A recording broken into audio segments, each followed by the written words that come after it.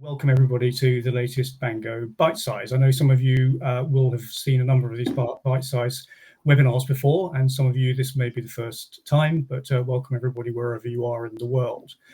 Now, Bango has for the best part of 2 years now been doing something rather unique, which is tracking the impact of bundling in the subscriptions economy.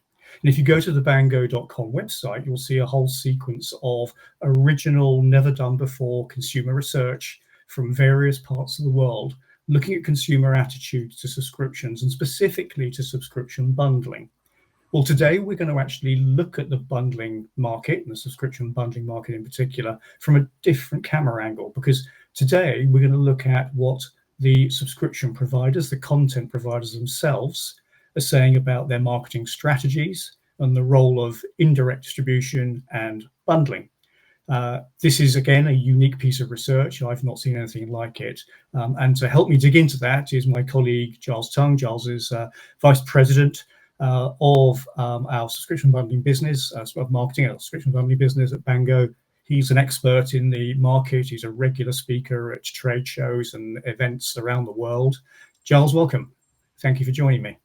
Thanks for having me, Anil. And as we mentioned, going around the world, I don't think I've ever been as hot as I am right now in my own room. So yes, it is. Anyone not in the UK, it's an unusually sweltering day in the UK. It's well above 80 degrees Fahrenheit, about 33, 34 degrees centigrade. So we're all a bit warm, but we're still wearing our branded black Bango apparel.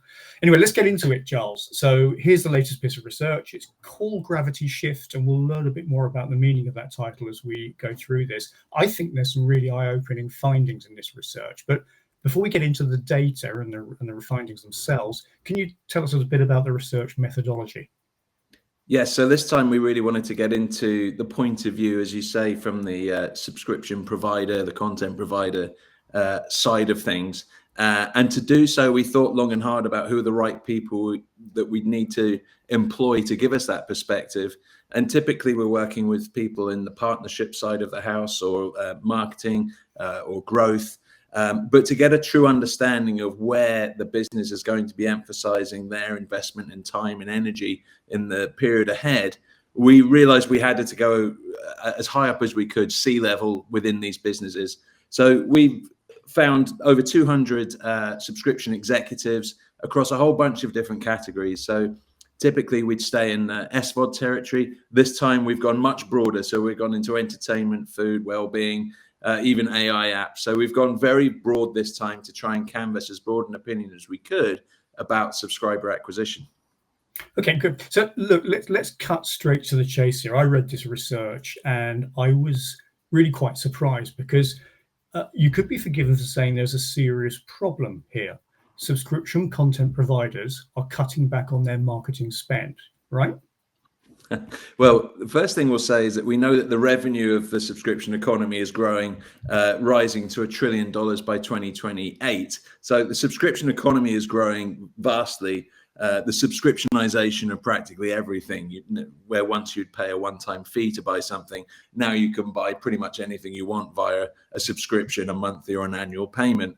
And at the forefront of this are the streamers. And if we talk about spend on marketing, I was absolutely astonished when we were preparing for this report to read that Netflix spent in 2024 $2.9 billion on marketing, 1.6 billion of which on advertising specifically.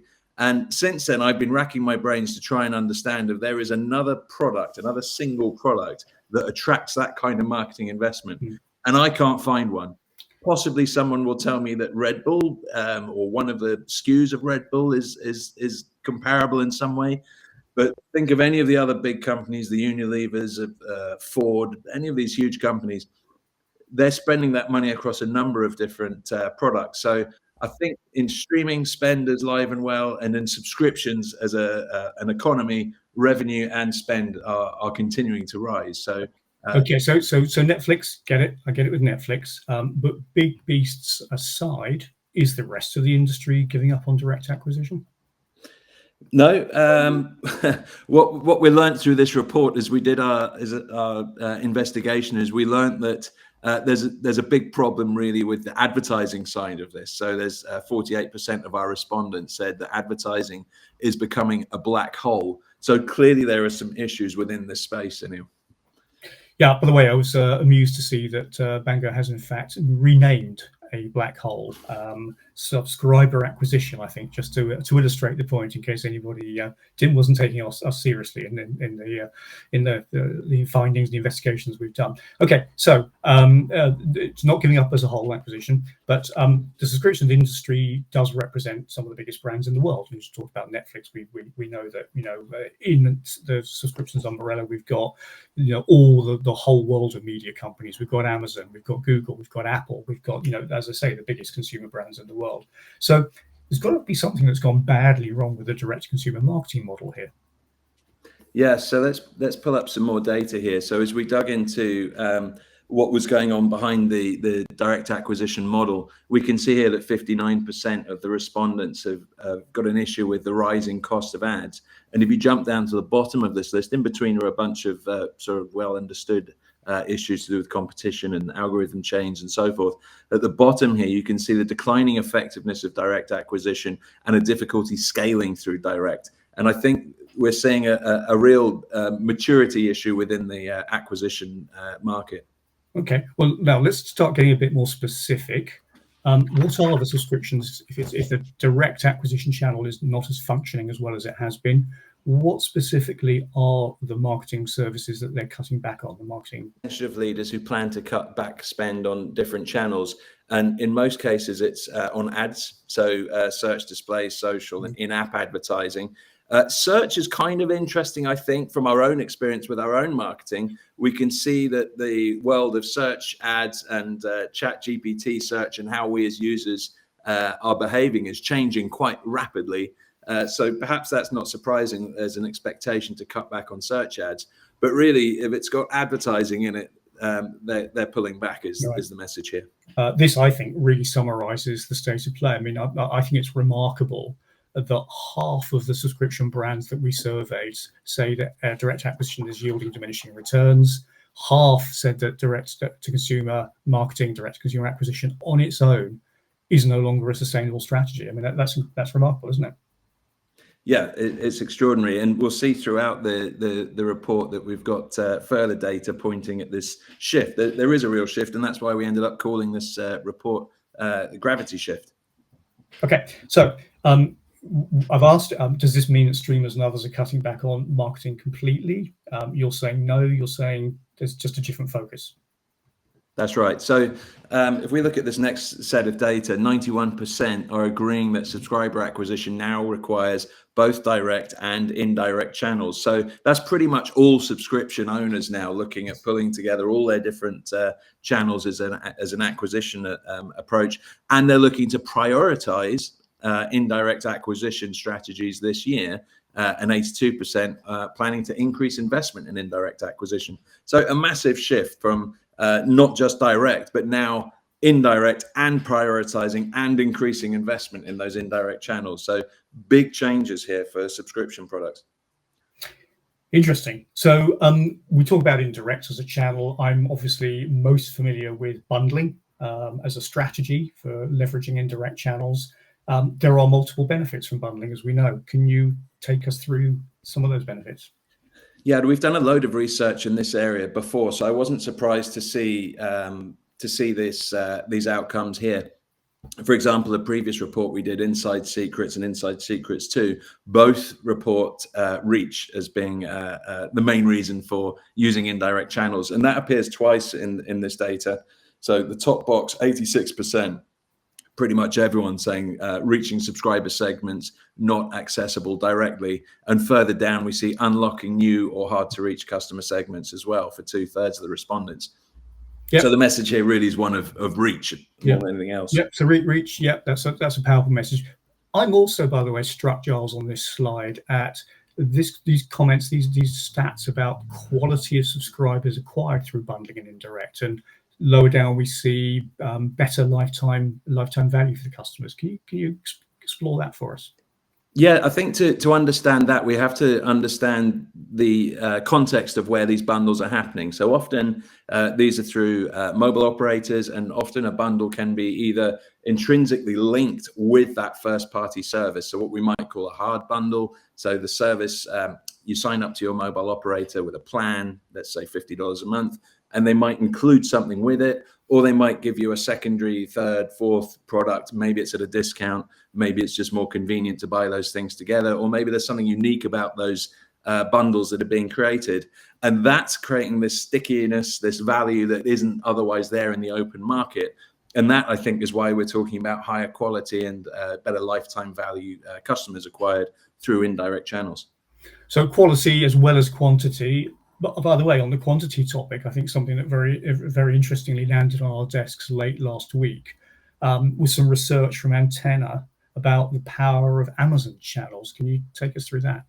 Yeah, it's amazing. Antenna keep producing these little amazing nuggets of detail. And we like it, of course, because they're talking a lot about the indirect channel. In this particular case, they've managed to model out and identify that for subscription service, which was HBO Max, Paramount Plus, Apple TV Plus, and Crunchyroll, have together been able to gain 5.6 million incremental subscribers through the Amazon Prime Video channels. And they very clearly and carefully say this is incremental. These are not subscribers they would have got through a direct channel. They've only got these because they're using these indirect channels to acquire customers. So that's really a fascinating endorsement for the indirect channel and third-party acquisition. There's a lot in this slide, Giles. And just before we move on and leave it, I'm struck by the sheer force of opinion, the sheer force of viewpoint that comes through from this research. I mean, this was a diverse group of subscription providers, and yet when we look at this chart, over 50%, I mean, lower cost per acquisition is effectively half of people saying that, but above that, over 50%, up to 86% of people are reporting these experiences. That's really compelling. Yeah, it's one of these studies where when you send out the questions, you're not really sure what you're going to get back, and you're kind of expecting to have to cut the data in a few different ways to tell compelling stories. But this is absolutely obvious and across the board endorsement for acquisition through third-party channels and the reasons for doing so. Very pretty interesting. uniform. Yeah, interesting. Let's move on then. So, in summary, we've got 90% of the subscription content providers we surveyed in the last 60 days planning or are using already bundling as an acquisition strategy in 2025. I'm familiar with the telco model, and we can see telcos on here as being one of the main players in the bundle economy. And I know there are a number of people from telecommunications companies around the world on this webinar with us today. We understand the opportunity for telcos, in my opinion and the opinion of many others. Subscription bundling is an open goal for telcos. It's absolutely right there for them to capitalize on, take advantage on all those advantages that we've reported on in the past. But there are some other interesting players as well, Charles. Yeah, so as you say, telcos have been doing this for a long time, initially doing it as a kind of acquisition play or a trade-up play. So join our service, get this included, or even pay this amount or pay a bit more and get something included. And there's some echoes of that we can see in other channels here. So if we look at device manufacturers and platforms, including CTV, I've brought a prop with me here, and you can see on my controller here, Netflix, Prime, and some others. So this is drawing attention to those channels when a consumer is using their TV, and that's already attracted marketing investment, been going for a number of years now.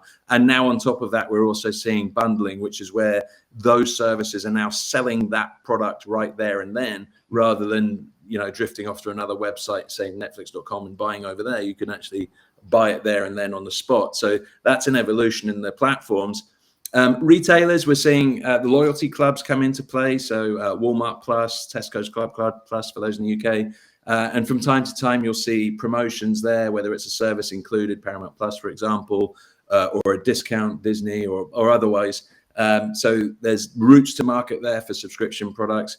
And then banks and financial services, there's a number of different plays here. I think probably the more common one we've seen is the creation of a kind of VIP club, or pay a bit more and get these services included, which echo back to the sort of telco hard bundle. So now I'm paying so much a month, I'm expecting some extra benefits from it.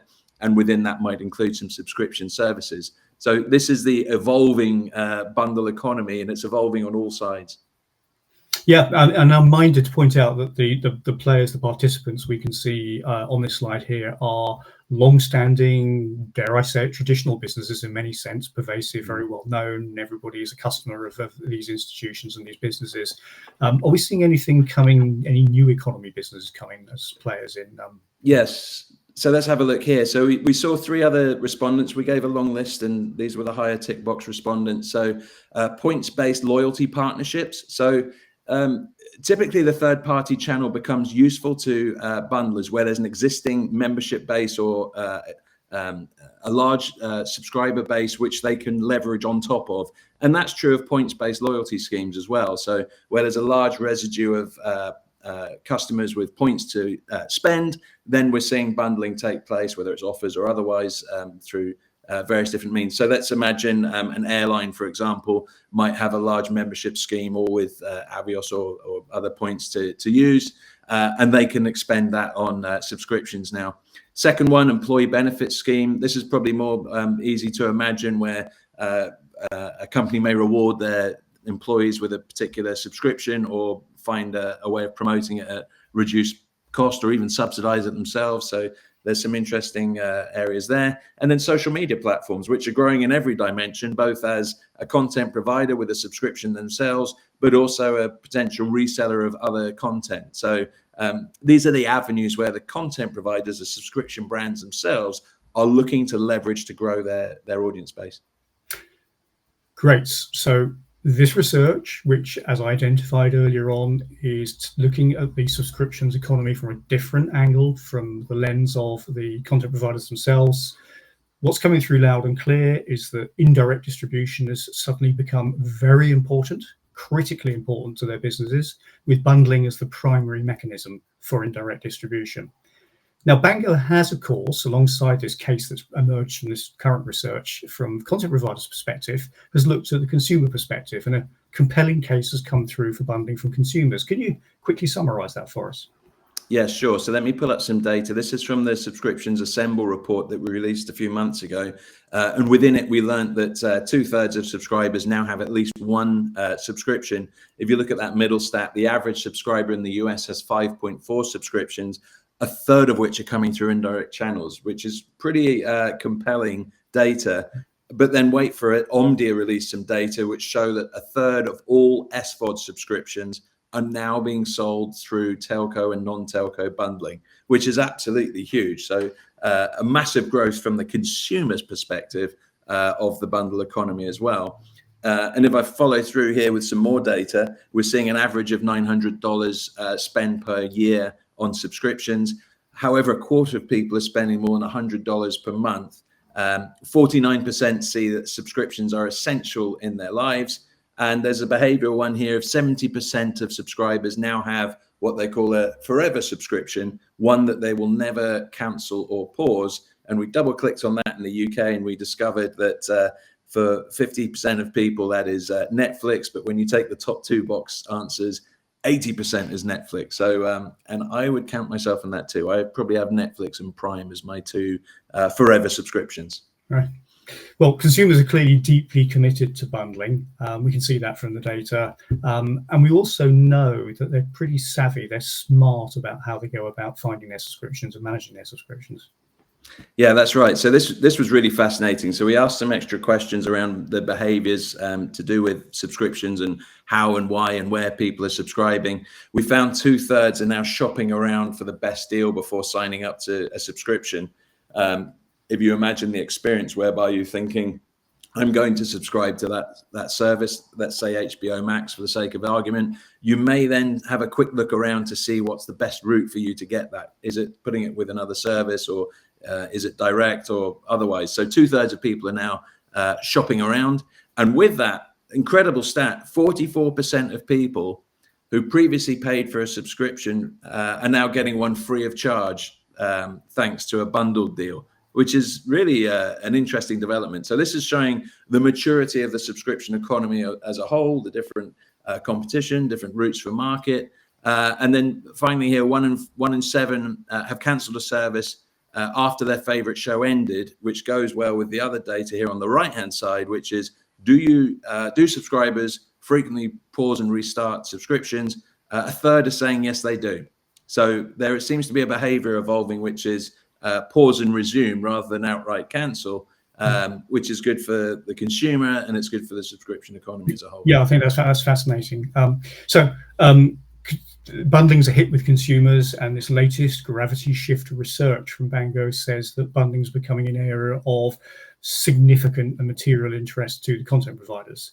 But amidst all this, there must be some challenges with distributing and marketing through an indirect channel. What do we find out through the research? Yes, we're not scared of asking the tricky question. So really we saw some responses in two areas, one of which is commercial, the other technical. So on the commercial side, there's a difficulty identifying and securing the right partners. And interestingly, that was a point that came up when I was on a panel in Stream TV in Denver a few weeks ago, described as the kind of dance around the hall before you find the right partner. And then with that, there's a complexity and time consumption which relates to creating the contracts, which can be multifaceted. So understand what that can be time consuming. And on the technical side, it can be complex to set up and offers and bundles. And there can be integration issues with partners. So these are some of the areas which are causing some concern when first moving into the indirect channel. Okay, that's really interesting. I mean, that's a full, complete, honest and candid reckoning with indirect distribution, subscription bundling.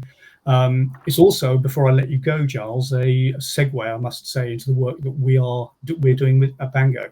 So before we get back to Ben and we get on to questions, I'd like you to, if you will, summarize for us how Bango is resolving these issues. How are we addressing these issues through technology? Well, for those who don't know, we have a product called the Digital Vending Machine, which is a SaaS product built to enable subscription bundling. And on the one hand, it's got a bunch of functional capabilities, which really provide you with everything that you would need to run a subscription business, from managing the entitlements between all the different partners and the reporting and data that goes with that, through a whole bunch of other capability, which will help simplify the management and production of offers to audiences. So on the one hand, we have the product capabilities, and on the other hand, we have an ecosystem of connected partners, which is going to, on the one hand, speed up time to market, but it's also going to help with the commercial complexities as well. And we have various programs that can help on that side too. So where we saw concerns in the market, hopefully we're able to address them with the Digital Vending Machine and our approach to standardizing the subscription economy. Fantastic. So there we have it. Gravity shifts indeed. Powerful industry-wide momentum, reducing reliance on direct consumer acquisition from subscriptions providers of all stripes, and a move and much more increased focus on bundling and indirect strategies for consumer acquisition. Thank you very much, Giles. Ben, back to you. Any questions for us? Yes, thank you very much, gents. There has been a few pings to me with some questions. I've got one here that I think would be a great one for you, Giles, to take on this one. So, has there been any emerging trends recently in the kind of bundling space? Yeah, an interesting trend which I'm really keeping my eye on is content provider with content provider bundling. So we launched one recently, SiriusXM with Fox Nation. As a bundle together. We've already seen in market Disney Plus, Hulu and Max together. Through Verizon, we were involved in Netflix with Max. So we've got a couple of different combinations of the content providers coming together, either selling on their own surfaces or selling through indirect channels. And I think there's some really interesting emerging stories there. And the possibilities there are kind of infinite. And I think we'll see ways of increasing value of subscriptions, which will be to the benefit of the consumer, whether it's a couple of products coming together and maybe it's something unique about it. It could be an annual pass or a reduced price or something like that. So there's a whole bunch of different proposals that could come through this content provider with content provider bundling. Thank you for that. Got one other one here about recent partnership announcements. So, Anna, I don't know if you want to take that one, obviously I've got some news with Korea Telco, which is Korea Telecom, which is one of their ones recently. Do you want to tell me? Yes, I'm very happy to take this one. So I'm very excited about this. In the last 30 days, we've announced that KT, the big Korean telco, has licensed the digital vending machine to do all of its subscription bundling, which is really, really exciting. It's a Korean powerhouse in all sorts of ways. For Bango, it represents a really important foothold into that key Asian market where lots of technology emerges for the first time. I think Bango has a very strong history of partnerships in Japan. This is a really good one in Korea for us. I am personally particularly excited about this one. The sharp-eyed of you on this call may have noticed that I'm shifting my focus from now on in Bango to looking at AI leadership strategy in the subscription bundling market. So this is really exciting for me because KT are a really big AI operator, not just in Korea, but across the whole Southeast Asia. And they've made it very clear AI is core to their strategy. It's in the DNA of their strategy. Again, those of you that follow the industry will have noticed they put together a very, very substantial investment jointly with Microsoft a year ago to develop AI technologies that impact consumers at all levels. And that therefore means subscriptions have to take a role in it. So I think this KT partnership with Bango, licensing the digital vending machine, is clear focus on AI technologies. I think it's very exciting. Very exciting indeed. I think we've got time for one more question. Giles, maybe you take this one. So there's been quite a lot of talk around Gen Z and kind of subscription behaviours and attitudes. I know it was covered a lot in Stream TV, as you mentioned. Is there any more insight that you can share on this in this area? Yes. So I think historically, marketers in particular have looked at age groups and demographics as a means by which to understand their audiences. And I think what we're seeing now in the subscription economy and in media generally is that looking at generations is a far more informed way of considering the landscape. And when we did our study for Subscriptions Assemble, we did do quite a lot of work to split out the generations. So, for example, the 65 plus versus Gen Z, which in our case was 18 to 24, you could see that the 65 plus have got a very narrow set of what we might call the traditional subscriptions, SVOD, music, retail, and news. Whereas Gen Z had an extremely broad set of subscriptions, and we're taking AI, social, and other subscriptions that are probably not unexpected but new to the world. SVOD slightly lower down, perhaps they're using their parents, I don't know. But the Manhattan chart for those two age groups completely different. So I think that the diversity in age groups, when defined as generations, is really interesting because, of course, generations will move, and we'll see the evolution of the subscription economy is now being written by those younger generations. We've got one more question here for you guys. We're going to squeeze one in. I know we're nearly there at time. So from Shan, says great data, guys. Do you see a pattern in the type of subscription providers who have lost faith in the D2C kind of channel, industry-wise, entertainment versus gaming versus AI? Who wants to take that one? Let me jump in first, actually, because one of the points I made to Giles, which I didn't get around to in the Q&A we did together, but I was struck by two things. First of all, the diversity of subscription content providers that participated in this survey. We had everybody from AI startups through to the biggest streaming media brands that you can imagine, and every kind of company size and content type in between. And I think the thing that really struck me was the consistency of the responses. Do you remember that horizontal bar chart that I remarked on? I remarked on the strength of response in terms of the benefits that these companies saw from indirect channels and bundling. So I didn't see any particular skew towards an industry. Giles, did you notice anything? Yeah, well, firstly, let me say hi, Sean. Thanks for coming. Appreciate your time.